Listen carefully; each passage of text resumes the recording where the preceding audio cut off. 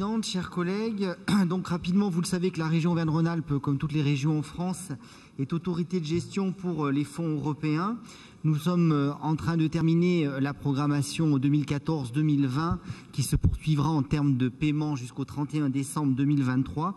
Mais nous devons naturellement déposer notre nouvelle maquette qui s'appelle un accord de partenariat pour les financements 21-27 et toutes les régions françaises doivent candidater officiellement à cette gestion avant le 30 avril 2022, donc objet de cette délibération.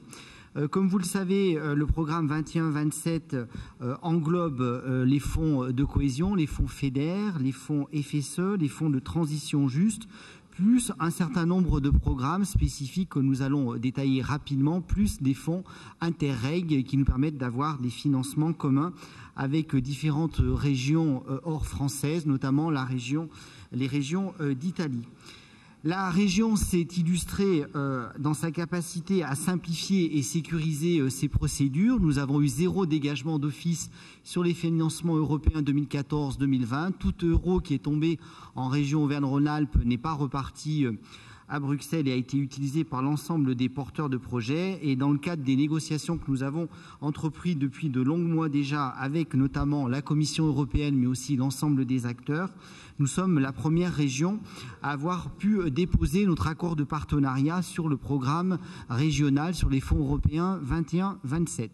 Cette programmation est relativement superposable aux précédentes. Il faut noter quand même certaines nouveautés qui ont été prises en compte par la Commission européenne, notamment des fonds européens qui seront accessibles dans le champ de la sécurité avec des cofinancements possibles notamment sur la vidéoprotection, sur les mesures de sécurité et puis des approches territoriales qui nous permettront de ne pas exclure des fonds européens l'ensemble de nos partenaires dont les communes avec un souci de simplification des dossiers puisqu'on sait que ces dossiers européens sont pour une grande partie relativement complexes. Cet accord de partenariat a été déposé. La Commission européenne a maintenant entre 3 et 5 mois pour nous répondre, on l'espère favorablement. Accord de partenariat qui a été déposé en co-construction avec elle, ce qui nous permettrait, sur une réponse rapide de la Commission européenne, de pouvoir lancer nos premiers appels à projets en avril, mai, juin, en tout cas avant l'été, pour que nos porteurs de projets et la région elle-même puissent pouvoir bénéficier des fonds européens. Les programmes se répartissent en différentes priorités. Donc, concernant les programmes FEDER, FSE, Fonds de transition juste, vous avez plusieurs priorités. La priorité 1 est sur la recherche, l'innovation, la compétitivité industrielle. La priorité 2 est sur l'énergie et l'environnement. La priorité 3 sur le numérique. La priorité 4 sur la santé, le tourisme. La priorité 5 est sur les approches territoriales avec notamment les zones urbaines, non urbaines. La priorité 6 est sur les mobilités urbaines. La priorité 7 est sur le volet massif central qui donne lieu à un programme massif central spécifique. Et le priorité 8 est sur le volet Rhône-Saône qui donne lieu à des financements spécifiques. Et la priorité 9 et le FSE, le Fonds social européen, avec la formation, l'emploi, la santé, l'orientation.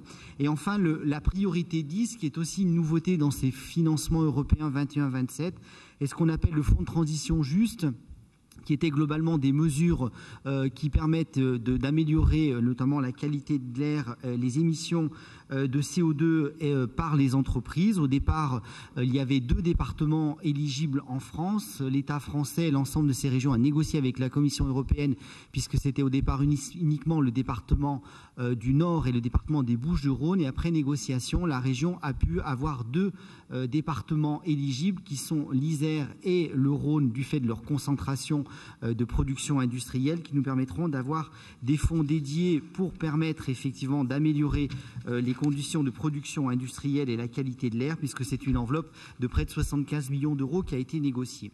Voilà le progrès, la grande architecture du programme FEDER FSE et en marge nous avons également le programme Alcotra qui est un programme interrégional entre la France et l'Italie qui est présidé par la région Auvergne-Rhône-Alpes, par délégation du président. Je préside cet organisme interrégional qui qui regroupe donc les départements de la Savoie, de la Haute-Savoie pour la région Auvergne-Rhône-Alpes et le département des Alpes de Haute-Provence, des Hautes-Alpes, des Alpes-Maritimes pour la région Sud, ainsi que 3 autres régions italiennes qui sont la région Piémont, la région Ligurie et la région Val d'Aoste.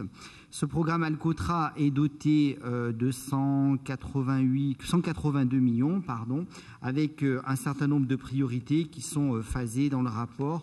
Priorité 1 sur l'économie, priorité 2 sur les défis environnementaux. Il n'y a pas d'erreur dans le rapport. Nous avons un panel de priorités que nous pouvons choisir et les acteurs ont choisi la priorité 4 qui est de soutenir les populations dans les politiques de santé, de formation, d'apprentissage, d'éducation, et puis la priorité 5 qui sont notamment toute la partie économie sociale et solidaire. Voilà rapidement, Madame la Présidente, les autorisations de déposer nos candidatures sur les fonds européens 21, 21, 27. Merci à vous. Merci Monsieur Noder. Je vais demander l'avis de la Commission.